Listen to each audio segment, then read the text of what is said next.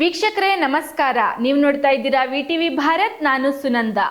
ಮೊದಲೆಲ್ಲ ರಾಜಕಾರಣಿಗಳು ಜನಸಾಮಾನ್ಯರ ಮೇಲೆ ಹಲ್ಲೆ ನಡೆಸಿದ್ರು ಅಂತ ಸುದ್ದಿಗಳು ಕೇಳಿ ಬರ್ತಿತ್ತು.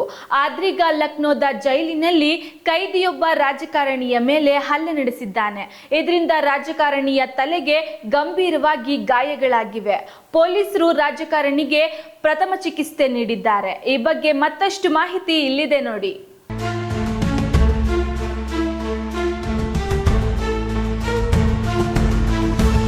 ಉತ್ತರ ಪ್ರದೇಶದ ರಾಜಧಾನಿ ಲಕ್ನೋದ ಜೈಲಿನಲ್ಲಿರುವ ಸಮಾಜವಾದಿ ಮಾಜಿ ಸಚಿವ ಗಾಯತ್ರಿ ಪ್ರಸಾದ್ ಪ್ರಜಾಪತಿ ಮೇಲೆ ಸಹ ಕೈದಿಯೊಬ್ಬ ಹಲ್ಲೆ ನಡೆಸಿರುವ ಘಟನೆ ನಡೆದಿದೆ. ಪ್ರಜಾಪತಿಯವರ ತಲೆಗೆ ಮತ್ತೊಬ್ಬ ಕೈದಿ ಹಲವು ಬಾರಿ ಹಲ್ಲೆ ನಡೆಸಿದ್ದಾನೆ. ದಾಳಿಯಲ್ಲಿ ಅವರಿಗೆ ಗಂಭೀರ ಗಾಯಗಳಾಗಿವೆ. ಅವರ ಸ್ಥಿತಿ ಈಗ ಸ್ಥಿರವಾಗಿದೆ ಎಂದು ವರದಿಯಾಗಿದೆ.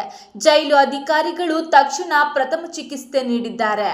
ಜೈಲಿನ ಬ್ಯಾರಕ್ನಲ್ಲಿ ಈ ದಾಳಿ ನಡೆದಿದ್ದು, ಸ್ವಚ್ಛಗೊಳಿಸುವ ಸಮಯದಲ್ಲಿ ಗಾಯತ್ರಿ ಪ್ರಜಾಪತಿ ಮತ್ತೊಬ್ಬ ಕೈದಿಯೊಂದಿಗೆ ವಾಗ್ವಾದ ನಡೆಸಿದ್ದಾರೆ.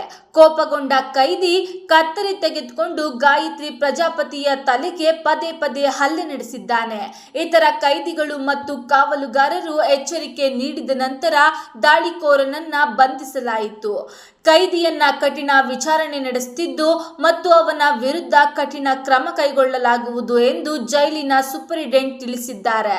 ಗಾಯತ್ರಿ ಪ್ರಜಾಪತಿ ಅವರು ಅಖಿಲೇಶ್ ಯಾದವ್ ಸರ್ಕಾರದಲ್ಲಿ ಸಾರಿಗೆ, ಗಣಿಗಾರಿಕೆ ಮತ್ತು ನೀರಾವರಿ ಸಚಿವರಾಗಿ ಸೇವೆ ಸಲ್ಲಿಸಿದ್ರು. ಅತ್ಯಾಚಾರ ಪ್ರಕರಣದಲ್ಲಿ ಅವರು 2017ರಿಂದ ಜೈಲಿನಲ್ಲಿದ್ದಾರೆ. ಸಮಾಜವಾದಿ ಪಕ್ಷವು ರಾಜ್ಯ ಸರ್ಕಾರವನ್ನ ಟೀಕಿಸಿದ್ದು, ಈ ದಾಳಿಯನ್ನ ಪಿತೂರಿ ಎಂದು ಕರೆದಿದೆ. ಕಳೆದ 9 ವರ್ಷಗಳಿಂದ ಗಾಯತ್ರಿ ಅವರ ಮೇಲೆ ಸುಳ್ಳು ಪ್ರಕರಣಗಳ ಮೂಲಕ ಒತ್ತಡ ಹೇರಲಾಗುತ್ತಿದೆ ಮತ್ತು ಈಗ ಅವರ ಜೀವಕ್ಕೆ ಅಪಾಯವಿದೆ ಎಂದು ಪಕ್ಷ ಹೇಳಿದೆ.